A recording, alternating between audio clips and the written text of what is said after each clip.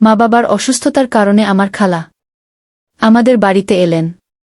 তিনি আমাদের পরিবারের প্রতি অত্যন্ত যত্নবান ছিলেন। রাতে তিনি বাবার ঘরে গিয়ে কিছু সময় কাটাতেন। কখনো সেখানে মিষ্টি হাসির শব্দ শোনা যেত। খালা সত্যিই অত্যন্ত সুন্দরী ছিলেন। একদিন যখন বাবা অফিসে ছিলেন, খালা আমার ঘরে এলেন। তার সৌন্দর্যে আমি মুগ্ধ হয়েছিলাম। সেদিন তিনি একটি সুন্দর নাইট ড্রেস পরে এসেছিলেন। নাইটি ড্রেসের ফাঁক দিয়ে খালার শরীরের ফিগার দেখা যাচ্ছিল। আমি নিজেকে সামলে রাখতে পারছিলাম না। তাই আমি খালাকে বলেছিলাম, খালা, আমি চাই আপনাকে খুশি রাখতে। এই বলে আমি খালার দিকে এগিয়ে গেলাম। যখন আমি তার কাছে এগিয়ে গেলাম, তিনি অবাক হয়ে গেলেন। আমি বললাম, আমার নাম কুশাল এবং আমার বয়স ১৯ বছর। ১ বছর আগে আমার মা অসুস্থ হলেন। যখন মা অসুস্থ ছিলেন এবং প্রায় ২০ দিন হাসপাতালে ভর্তি ছিলেন, তখন খালা আমাদের অনেক সাহায্য করেছিলেন। খালা মার ছোটবেলার বন্ধু ছিলেন এবং দেখতে মার চেয়ে অনেক সুন্দর ছিলেন। সেই সময় তিনি মায়ের পাশাপাশি থাকতেন এবং আমাদের সবার খেয়াল রেখেছিলেন। একদিন রাতে ডিনার শেষে বাবা আমাকে নিজের রুমে যেতে বললেন, কিন্তু আমি বাবার ফোনটি নিয়ে খেলা করছিলাম। তাই বলে বাবার কথা শুনিনি। তাই বাবা আমাকে অনেক বোকা দিয়েছিল। আমি ফোন রেখে যখন হোল রুমে যেয়ে বসি, তখন হঠাৎ দেখলাম বাবা খালাকে তার রুম ডাকলেন। আধা ঘন্টা পর খালা বাবা ঘর থেকে বের হয়ে আসলেন। তারা দুজনে খুব খুশি ছিলেন। খালাকে তখন খুব সুন্দর লাগছিল, কারণ খালা স্নান শেষ করে এসেছেন। এরপর কয়েকদিন ধরে দেখলাম বাবা প্রায় খালাকে নিজের রুমে নিয়ে যাচ্ছেন। আমার মনে অনেক প্রশ্ন জাগছিল। খালা এবং বাবা এক ঘরে কি করেন? মা তো বিছানায় অসুস্থ হয়ে পড়ে আছেন, আর আমি মার জন্য খুব চিন্তিত ছিলাম। সেদিন রাতে বাবার রুম থেকে কিছু অদ্ভুত শব্দ শোনা গেল। আমি বাবার রুমের পাশে যেতে মা আমাকে ডাকলেন। আমি চুপচাপ নিজের রুমে চলে গেলাম। এরপর একদিন রাতে আমি খালার রুমে গিয়ে তাকে জিজ্ঞেস করলাম, তুমি বাবার রুমে কি করছিলে? তিনি কিছু বলতে যাচ্ছিলেন, কিন্তু ঠিক তখনই বাবা এসে বললেন, কুশাল, রাত প্রায় ১২টা বাজে। তুমি এখনো ঘুমাওনি কেন? পরদিন আমি বাবার সঙ্গে কথা বলিনি, কারণ বাবার আচরণ আমার ভালো লাগছিল না। তাই খালা আমার মাথায় হাত বুলিয়ে শান্ত করে বললেন, কুশাল, তুমি তো আমার ছেলের মতো। বাবার রাগের জন্য তোমার মন খারাপ হয়েছে। খালা বললেন, বাবার উপর রাগ করতে নেই। এরপর খালা এবং আমি একসঙ্গে কিছু সময় কাটাতে শুরু করলাম। একদিন খালার রুমে গিয়ে দেখি তিনি চুল শুকাচ্ছেন। তার সৌন্দর্য যেন আরও উজ্জ্বল হয়ে উঠেছিল। তিনি আমাকে দেখে বললেন, কুশাল, তুমি বাইরে কেন দাঁড়িয়ে আছো? ভেতরে এসো। কি রুমে ঢুকে তার সৌন্দর্য আমাকে মুগ্ধ করছিল। খালার সামনে দাঁড়িয়ে আমি কিছু বলতে পারছিলাম না। তার রুমে এক ধরনের মিষ্টি সুগন্ধ ছিল, যা আমাকে অনেকভাবে আকর্ষণ করছিল। হঠাৎ খালা বললেন, কুশাল, তুমি কি আমার সৌন্দর্য উপভোগ করতে এসেছ? তার কথা শুনে আমি বললাম, না খালা, আপনার সৌন্দর্য নিয়ে আমার কোনো প্রশ্ন নেই। আসলে আমি আপনার সঙ্গে কিছু আলোচনা করতে এসেছি। আপনি প্রায় অনেক কথা বলেন, কিন্তু কখনো আমি পুরোপুরি বুঝতে পারি না সেগুলোর অর্থ কি। খালা হাসি মুখে বললেন, কুশাল, এভাবে ঘুরিয়ে না বলে সরাসরি যা জানতে চাও তা বলো। ও আমি তখন খালাকে প্রশ্ন করলাম, আপনি কিভাবে বুঝলেন যে আমি আপনার সৌন্দর্য দেখে অভিভূত হয়েছি এবং আমি বাবার সঙ্গে একটু খারাপ মনোভাব নিয়ে আছি? আমি আসলে এ বিষয়ে আপনার সঙ্গে কথা বলতে চেয়েছিলাম। খালা হাসলেন আর আমার কাছে এলেন এবং মাথায় হাত বুলিয়ে বললেন, কুশাল, আমি তো তোমাকে জন্ম থেকে জানি। তোমার স্বভাব আমি খুব ভালো করে বুঝি। তুমি ছোটখাটো বিষয় নিয়ে অনেক ভাবো, অথচ বড় বড় বিষয়গুলো সহজেই এড়িয়ে যাও। তার কথা শুনে আমি অবাক হয়ে গেলাম। তিনি আমাকে এমনভাবে বুঝতেন যেভাবে আমি নিজেকেও বুঝতাম না। তার কথা সত্যি ছিল। সেদিন আমি অনুভব করলাম কিছু কিছু বিষয়ে আমার দৃষ্টিভঙ্গি পরিবর্তন করা দরকার। যখন আমি খালার রুম থেকে বের হচ্ছিলাম, তখন তিনি আমাকে থামিয়ে বললেন, কুশাল, তুমি আমার একটু সাহায্য করবে। আমার ডান পায়ে একটি নূপুর পরতে হবে, আর তোমার সাহায্য দরকার। আমি হাসতে হাসতে বললাম, অবশ্যই খালা। তিনি তার নূপুরটা আমার হাতে দিলেন। আমি তার পায়ের কাছে বসে নূপুরটি পরাতে গেলাম। তার পায়ের উপর আমার চোখ পড়ল, এবং নূপুরটি তার সোনালি রঙের ত্বকে অত্যন্ত সুন্দর লাগছিল। যখন আমি তার পায়ে হাত বুলিয়ে নূপুরটি পরাচ্ছিলাম, তখন একটি অদ্ভুত অনুভূতি হল। আমি দ্রুত নূপুরটি পরিয়ে দিলাম এবং রুম থেকে বের হয়ে এলাম। কিছু সময় পর খালা আমাকে ডাকলেন আর বললেন, কুশাল, তুমি স্কুলে যাবে না? চলো তোমাকে ক্লাসে পৌঁছে দেই। আমি ব্যাগ নিয়ে বাইরে এলাম। খালা তার রুমে ছিলেন। খালা সেদিন চমৎকার কিছু পোশাক পরেছিলেন। আমি খালাকে জিজ্ঞাসা করলাম, খালা, আপনি কোথাও যাচ্ছেন? তিনি হাসি মুখে বললেন, হ্যাঁ, তোমাকে ক্লাসে পৌঁছে দেওয়ার পর একটু বাজারে যাব। কিছু কাপড় কিনতে হবে, নিজের জন্য আর তোমার মায়ের জন্য। আমরা একই রিকশায় উঠলাম। বাজারে পৌঁছানোর পর খালা নেমে গেলেন, আর আমি স্কুলে চলে গেলাম। ক্লাস শেষে খালা সেদিন আমাকে নিতে আসেননি, তাই আমি নিজেই বাড়ি ফিরলাম। বাড়িতে এসে দেখলাম বাবা তখনও অফিস থেকে ফেরেননি, আর মা বিছানায় শুয়ে আছেন। আমার খুব ক্ষুধা লাগছিল, তাই আমি খালাকে খাবার আছে কিনা জানতে তার রুমে ঢুকে দেখি তিনি পোশাক পরিবর্তন করছেন। তার রুমের দরজা সাধারণত খোলা থাকত। আমি খালার ফিগার দেখে নিজকে আর সামলে রাখতে পারলাম না, আর তাই খালার রুমে ঢুকে গেলাম। তিনি আমাকে দেখে কোনোভাবেই অস্বাভাবিক কিছু করলেন না। আমার মনে হল খালা এটার জন্য অপেক্ষা করছিলেন। সেদিন খালা নতুন কেনা একটি পোশাক পরা অবস্থায় আয়নায় নিজেকে দেখছিলেন। খালা আমাকে বললেন, কুশাল, দুপুরে বাজার থেকে কিছু পোশাক কিনেছি, এর মধ্যে কোনোটা তোমার ভালো লাগে? আমাকে তার বিছানায় বসিয়ে তিনি একের পর এক পোশাক বদলাতে লাগলেন, আর আমাকে তার শরীরের ফিগার দেখাচ্ছিলেন। যখন তিনি শেষবার পোশাক পরিবর্তনের জন্য বাথরুমে গেলেন, হঠাৎ তার চিৎকার শুনলাম। আমি দ্রুত বাথরুমে গিয়ে দেখি তিনি পানির ট্যাপ চালু করে ফেলেছেন এবং পুরোপুরি ভিজে গেলেন। সেই মুহূর্তে আমি কিছুটা অস্বস্তি অনুভব করছিলাম।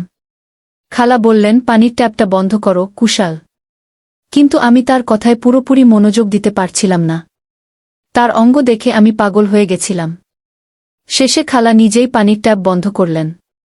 আমি অবাক হয়ে তার দিকে তাকিয়েছিলাম। ভেজা পোশাকে খালাকে অসাধারণ লাগছিল। বাথরুম থেকে বের হয়ে শুনলাম বাবার আওয়াজ আসছে। আমি দ্রুত খালার রুম থেকে বের হয়ে নিজের রুমে চলে গেলাম। যাওয়ার সময় খালা বললেন, কুশাল, আমাকে ভুলে যেও না। আমার পোশাকগুলো নিয়ে তোমার মতামত দিও। আমি ফিরে বললাম, খালা, আপনাকে আজকে সবচেয়ে সুন্দর লাগছে। সেদিন রাতে ডিনার শেষে আমি দ্রুত নিজের রুমে চলে গেলাম, কিন্তু ঘুমাতে পারছিলাম না। মনে হচ্ছিল আমাদের বাড়িতে কিছু অস্বাভাবিক ঘটনা ঘটছে। রাতের নির্জনতায় আমি মায়ের রুমের দিকে তাকিয়ে দেখি দরজা সামান্য খোলা। বাবা কোথাও নেই। খালার রুমের দিকেও চোখ গেল, তার দরজাও খোলা। আমি খালার রুমের ভেতরে ঢুকে দেখি খালা বিছানায় বসে আছেন, তার মুখ দুহাতে ঢেকে রেখেছেন। তার অবস্থা জানতে আমি ধীরে ধীরে রুমে ঢুকলাম এবং দরজা বন্ধ করে দিলাম। খালা আমাকে দেখে বললেন, কুশাল, তুমি এখনো ঘুমাওনি কি? আমি বললাম, আমার ঘুম আসছে না, তাই ভাবলাম তোমার সঙ্গে একটু সময় কাটাই। খালা হাসি মুখে বললেন, আমারও ঘুম আসছে না, বসো, কিছুক্ষণ গল্প করি। খালা আমাকে তার পাশে বসালেন। আমি তখন একটি প্রশ্ন করতে চাইলাম, খালা, বাবা এখানে কি করছিলেন? কিন্তু মুখ ফুটে প্রশ্নটি করতে পারলাম না, কারণ আমি জানতাম এমন প্রশ্ন সবকিছু আরও জটিল করে তুলতে পারে। তাই ঠিক করলাম কিছুটা সাধারণ প্রশ্ন করব। আমি বললাম, খালা, তুমি এত সুন্দর, অথচ এখনো বিয়ে করনি কেন? খালা হেসে বললেন, কুশাল, আমার বিয়ে না করার কারণ খুবই জটিল। একজন মেয়ে তার জীবনের সঙ্গী খোঁজে, এমন একজনকে যে তার জন্য সত্যিই শুভ হবে। কিন্তু আমি কখনো এমন কাউকে পাইনি, তাই আজও আমি একা। আমি বললাম, খালা, তুমি তো আমার মায়ের খুব কাছের বন্ধু। কখনো কি মনে হয়নি যে তোমার নিজেরও একটি পরিবার থাকা উচিত? খালা কিছুক্ষণ চুপ থেকে সোজা মুখে বললেন, তোমাদের পরিবারই তো আমার পরিবার। তবে তার কথাই যেন এক ধরনের মন খারাপের ছাপ ফুটে উঠল। আমি বললাম, খালা, মনে হচ্ছে তুমি কিছু গোপন করছ। খালা ধীরে ধীরে বললেন, আমি তোমাদের পরিবারকে নিজের পরিবার মনে করি। তবে মাঝে মাঝে নিজের জন্য একজন জীবনসঙ্গীর দরকার অনুভব করি। যখন এসব বলা হলো, তার হাত আমার হাতে ছিল। আমি অনুভব করছিলাম তার কথার মধ্যে গভীর কিছু লুকিয়ে আছে। তবে তিনি তা পুরোপুরি প্রকাশ করতে পারছিলেন না। খালা সব সময় খুব সুন্দর ও হাসি খুশি থাকেন। বাবাও তাকে খুব গুরুত্ব দেন। একদিন খালা বললেন, তুমি এখন বড় হয়ে গেছ। তোমার কথা বলার ধরন পাল্ট গেছে। আমি অবাক হয়ে বললাম, খালা, তুমি আমাকে কেন এমন বলছ? কেন আমার কথা বলার ধরন নিয়ে কথা তুলছ? খালা হেসে বললেন, তুমি এখন কিছু বুঝবে না। আমাকে সবকিছুই তোমাকে বুঝিয়ে বলতে হবে। এই বলে তিনি উঠে নিজের ঘরে চলে গেলেন। কিছুক্ষণ পর খালা ফিরে এলেন। তার হাতে গরম দুধের গ্লাস। তিনি আমার দিকে গ্লাস বাড়িয়ে দিয়ে বললেন, তুমি সত্যিই বড় হয়ে গেছ। এই বলে আমাকে একটা ট্যাবলেট দিলেন। আর বলেন, এই ট্যাবলেটটা খেয়ে নাও, তোমার ভালো লাগবে। আমি কিছু না ভেবে ট্যাবলেটই খেয়ে নিলাম। কিছুক্ষণ পর আমি নিজেকে অন্যরকম মনে করলাম। তারপর খালা আবেগ নিয়ে আমাকে জড়িয়ে ধরলেন। আমি কিছুটা বিভ্রান্ত হয়ে পড়লাম এবং ভাবছিলাম কি করা উচিত। কিন্তু আমি বেহুশ হয়ে গেলাম। আমি ঘুমিয়ে পড়লাম। সকালে ঘুম থেকে উঠে দেখলাম খালা আমার পাশে শুয়ে আছেন। তিনি ছোট একটি পোশাক পরেছিলেন। আমি খালার শরীরের উপর শুয়েছিলাম। আমি তাড়াহুড়ো করে বাইরে গেলাম। বাবা ইতিমধ্যেই অফিসে চলে গিয়েছিলেন। দুপুরে খালার ঘরে গেলাম। তিনি তখনও প্রস্তুত হয়ে ফোনে কিছু দেখছিলেন। আমি কাছে যেতেই তিনি থামিয়ে বললেন, তোমার আগে একটি কাজ করতে হবে। তুমি তোমার বাবাকে আমাকে বিয়ে করতে রাজি করাবে। তোমার বাবার একজন ভালো জীবনসঙ্গীর দরকার এবং তোমার দেখভালের জন্য একজন মা দরকার। আমি এই বাড়িতে স্থায়ী হলে তোমার এবং তোমার পরিবারের জন্য ভালো কিছু করতে পারব। খালা বললেন, আমি তোমার বাবাকে সবসময় সুখী রাখব। তুমি তো এখন বড় হয়ে গেছ, নিশ্চয়ই বুঝতে পারছ তোমার বাবার একাকিত্ব কেমন। খালা খুবই বুদ্ধিমতী ছিলেন। তিনি শুধু আমাকে নয়, বাবাকেও সুখী রাখতে চাইছিলেন। আমি বললাম, খালা, আমি তোমাকে কখনো আমার মায়ের মতো দেখতে চাই না। খালা হঠাৎ কঠিন সুরে বললেন, তুমি যদি তোমার বাবাকে আমাকে বিয়ে করার কথা না বলো, তবে রাতে যা কিছু ঘটেছে তা সব কিছু বাবাকে জানিয়ে দেব। আমি এই কথা শুনে হেসে উঠলাম। খালা কিছুটা অবাক হয়ে বললেন, তুমি হাসছ কেন? আমি বললাম, খালা, তুমি বাবাকে কি জানিয়ে দেবে? তখন খালা তার মোবাইলটা বের করে আমাকে দেখালেন সেদিন রাতে খালার আর আমার খেলা করার ভিডিও। যা দেখে আমি অবাক হয়ে গেলাম। এত কিছু কিভাবে হলো?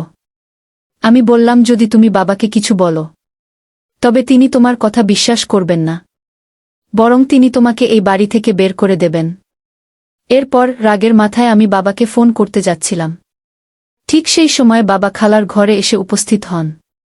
খালা বাবাকে সবকিছু বোঝানোর চেষ্টা করলেন, কিন্তু বাবা খালার কোনো কথায় বিশ্বাস করলেন না। বাবা স্পষ্টভাবে বললেন, কুশল সবকিছু জানে। তুমি এখানে কেন এবং কি জন্য এসেছ?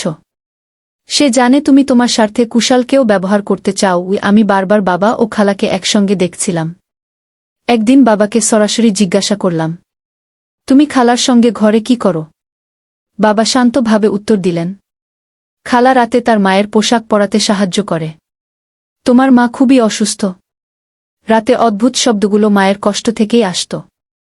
খালা ছিলেন মায়ের খুব ঘনিষ্ঠ বন্ধু, কিন্তু খালার বাবার প্রতি একতরফা ভালোবাসা ছিল। এই ভালোবাসার কারণে তিনি আজ পর্যন্ত বিয়ে করেননি। আমার মা এবং খালা খুব ভালো বন্ধু ছিলেন, কিন্তু বাবা কখনোই মায়ের কাছে খালার আসল উদ্দেশ্য প্রকাশ করেননি। বাবা চাননি তাদের বন্ধুত্ব নষ্ট হোক। তবে খালা একবারও ভাবেননি যে বন্ধুর অসুস্থতার সুযোগ নিয়ে নিজের স্বার্থসিদ্ধির চেষ্টা করা ঠিক নয়। কিন্তু মায়ের অবস্থা দিন দিন খারাপ হতে থাকলে খালা এক ষড়যন্ত্র রচনা করেন। তার উদ্দেশ্য ছিল বাবাকে বিয়ে করার জন্য চাপ দেওয়া। যখন বাবা বিয়েতে রাজি হলেন না, তখন খালা আমাকে ফাঁসানোর চেষ্টা করেন। আমি খুব ভয় পেয়েছিলাম, কারণ রাতে খালা আমার সাথে কিছু অনৈতিক কাজ করার চেষ্টা করেছিলেন। এই কারণে ফোন করে সবকিছু বাবাকে বলি। বাবা আমাকে শান্ত করে বললেন, কুশাল, খালা তোমার সঙ্গে কিছু করেনি।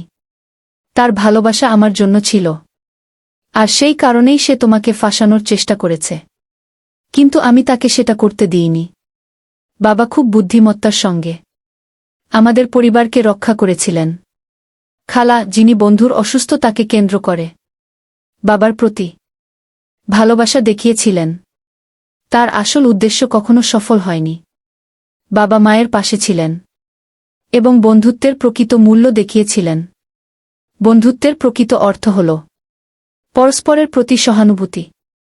খালা মায়ের একনিষ্ঠ বন্ধু ছিলেন, কিন্তু সেই বন্ধুত্বের আড়ালে তিনি নিজের স্বার্থসিদ্ধির চেষ্টা করেছিলেন। এই গল্প আমাদের একটি মূল্যবান শিক্ষা দেয়া। প্রকৃত বন্ধুত্ব কখনো কারো অসুস্থতা বা দুর্বলতার সুযোগ নেয় না, বরং বন্ধুত্বের ভিত্তি হল বিশ্বাস, সহানুভূতি এবং স্বার্থহীনতা। যখন আমরা কোনো বন্ধুর দুর্বল অবস্থায় তাকে সাহায্য করি, তখন সম্পর্ক আরও গভীর হয়। কিন্তু খালার আচরণ কৃত্রিম বন্ধুত্ব এবং স্বার্থপর তাকে প্রতিফলিত করে। বাবা তার অসুস্থ স্ত্রীর পাশে ছিলেন এবং পরিবারের বন্ধন রক্ষা করার জন্য সব কিছু করেছিলেন, যা পরিবার রক্ষা করতে হলে দায়িত্বশীল হওয়া দরকার। বাবার এই আচরণ পরিবারের প্রতি তার ভালোবাসা এবং দায়িত্ববোধের দৃষ্টান্ত। কুশাল ও তার বাবার চরিত্র আমাদের দেখায় প্রতিকূল পরিস্থিতিতেও কিভাবে মানসিক শক্তি ধরে রাখতে হয়। বাবা খালার অভিযোগের মুখে ধৈর্য ও বুদ্ধিমত্তা দিয়ে পরিস্থিতি সামলেছেন। এই গল্প আমাদের জীবনের নৈতিকতা, সততা এবং সম্পর্কের প্রতি দায়বদ্ধতার গুরুত্ব শেখায়। সত্যকে আঁকড়ে ধরা, অন্যায় প্রতিরোধ করা এবং সীমারেখা মেনে চলা আমাদের মূল্যবান শিক্ষা। বন্ধুরা, যদি এই গল্পটি আপনাদের ভালো লেগে থাকে, তবে ভিডিওটি লাইক করুন এবং আমাদের চ্যানেলটি সাবস্ক্রাইব করুন। পাশে থাকা বেল আইকনটি প্রেস করুন, যাতে আমরা যখনই নতুন ভিডিও আপলোড করি, তার নোটিফিকেশন সবার আগে আপনার কাছে পৌঁছায়। ধন্যবাদ। দেখা হবে আমাদের পরবর্তী ভিডিওতে। ততক্ষণ ভালো থাকুন, সুস্থ থাকুন। ধন্যবাদ।